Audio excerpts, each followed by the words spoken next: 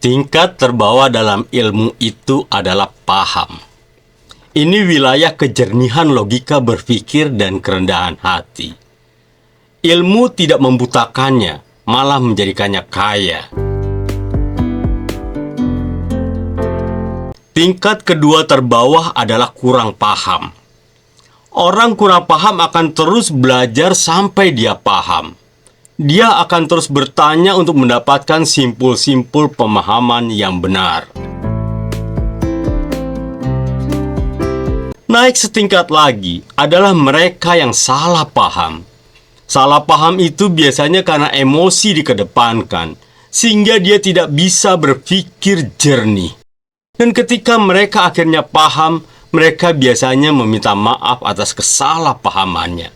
Jika tidak, dia akan naik ke tingkat tertinggi dari ilmu paham. Nah, tingkat tertinggi dari ilmu itu adalah gagal paham. Gagal paham ini biasanya lebih karena kesombongan. Karena merasa berilmu, dia sudah tidak mau lagi menerima ilmu dari orang lain. Tidak mau lagi menerima masukan dari siapapun, baik itu nasihat dan lainnya. Atau pilih-pilih hanya mau menerima ilmu atau nasihat dari yang dia suka saja. Bukan karena ilmu yang disampaikan, tapi siapa yang menyampaikan. Tertutup hatinya, tertutup akal pikirannya, tertutup pendengarannya, tertutup logikanya. Ia selalu merasa cukup dengan pendapatnya sendiri. Parahnya lagi, dia tidak menyadari bahwa pemahamannya yang gagal itu menjadi bahan tertawaan orang-orang yang paham. Dia tetap dengan dirinya dan dia bangga dengan kegagal pahamannya. Kok paham ada di tingkat terbawah dan gagal paham di tingkat yang paling tinggi? Apa tidak terbalik? Orang semakin paham akan semakin membumi, menunduk, dan merendah. Dia menjadi bijaksana karena akhirnya dia tahu bahwa sebenarnya banyak sekali ilmu yang belum dia ketahui. Dia merasa seakan-akan dia tidak tahu apa-apa. Dia terus mau menerima ilmu dari manapun ilmu itu datangnya. Guys, dia tidak melihat siapa yang bicara, tapi dia melihat apa yang disampaikan.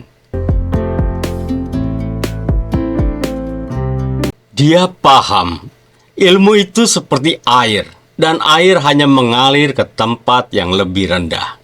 Semakin dia merendahkan hatinya, semakin tercurah ilmu kepadanya. Sedangkan gagal paham itu ilmu tingkat tinggi. Dia seperti balon gas yang berada di atas awan. Dia terbang tinggi dengan kesombongannya, memandang rendah keilmuan lain yang tak sepaham dengannya. Dia merasa akulah kebenaran. Masalahnya, dia tidak punya pijakan yang kuat sehingga mudah ditiup angin, tanpa mampu menolak, sering berubah-ubah arah, tanpa kejelasan yang pasti. Akhirnya dia terbang kemana-mana sampai lupa jalan pulang. Dia tersesat dengan pemahamannya dan lambat laun akan dibinasakan oleh kesombongannya. Dia akan mengakui kegagal pahamannya dengan penyesalan yang amat sangat dalam. Guys, jadi perlu diingat, akal akan berfungsi dengan benar ketika hatimu merendah. Ketika hatimu meninggi, maka ilmu jugalah yang akan membutakan si pemilik akal. Ternyata disitulah kuncinya. Lidah orang bijaksana berada di dalam hatinya dan tidak pernah melukai hati siapapun yang mendengarnya. Tetapi orang dungu berada di belakang lidahnya. Selalu hanya ingin perkataannya saja yang paling benar dan harus didengar. Ilmu itu open ending. Makin digali, makin terasa dangkal. Jadi kalau ada orang yang merasa sudah tahu segalanya, berarti dia tidak tahu apa-apa. Semoga bermanfaat.